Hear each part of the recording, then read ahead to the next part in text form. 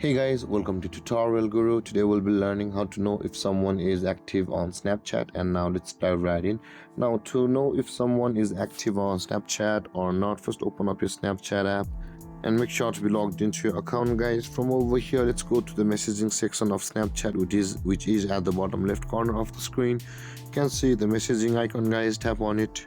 And over here, guys, in order to proceed to know if someone is active on Snapchat or not, you will be required to send a message, guys.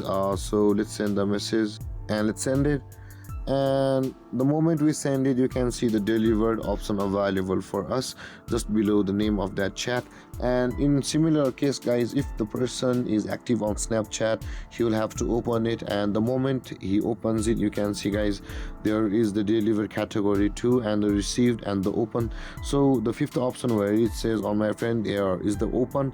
So if that person opens the snap, and that option will be available on the chat box also, then if you can know, guys, that person is active. Or in another way, just go to that person's profile, and at the right side of that small profile picture, at the left side, there will appear a small green icon if that person is active. And with that being said, guys, this is how to know if someone is active on Snapchat or not.